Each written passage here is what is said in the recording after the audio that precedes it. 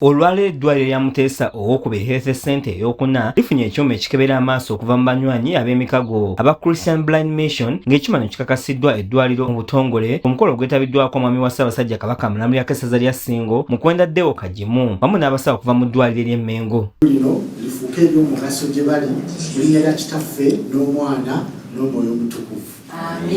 Omwami wa Kabaka atwala essaza ly'e Ssingo mu kwenda Deo Kagimu yeebazizza beene olw'okubalowoozaako ng'essaza Ssingo era n'ategeeza nti wabadde obwetaavu olw'obujjanjabi obw'amaaso mu ssaza lino kubanga abantu bangi batawanyizibwa ekirwadde eky'ensenke.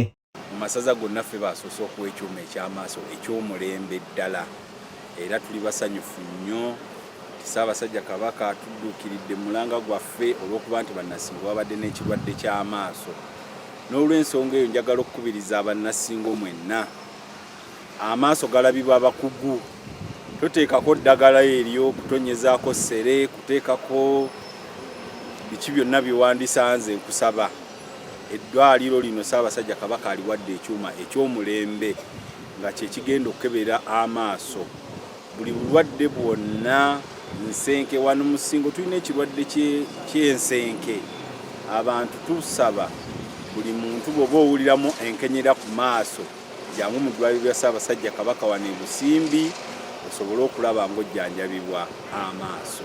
Dr. Edward Mpaata nga yatwala eddwaliro lino ategeeza nti ng'eddwaliro bagenda kugenda mu maaso n'okujjanjaba abantu ba beene b'omuwendo gw'abalwadde gweyongera buli lukya.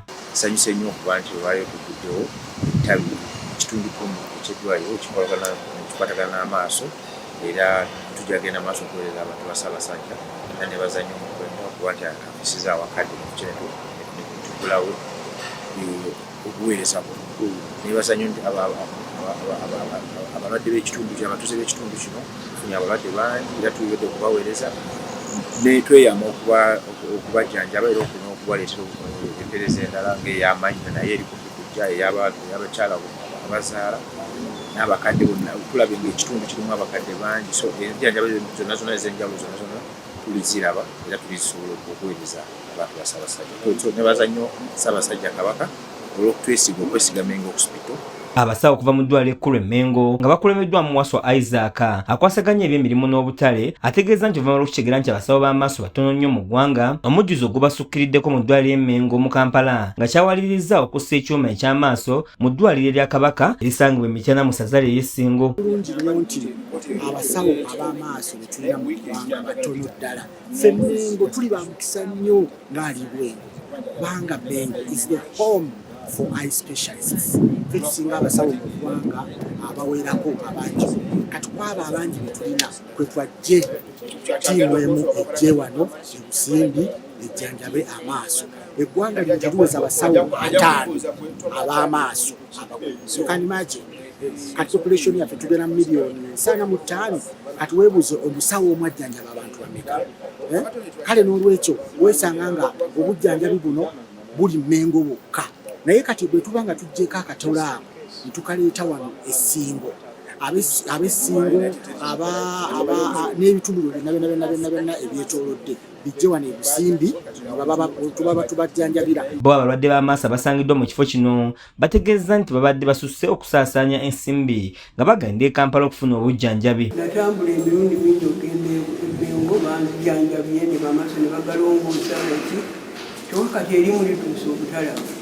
Era nali nteekateeka kyange ate nzireyo e Mengo naye bwe mwasembeza ekigambo kyo najja jjo ku bulwadde bulala ne bambulira nti olwaleero mujja tenga nti nja kukomawo nga mponye kati nenzija okulaba omusawo era atandise okunjanja ate balungi boogera n'omutuka n'owulira nti omanyi reception bw'eba ennungi omulwadde oyinza n'okuwulira ng'owanyiddewo.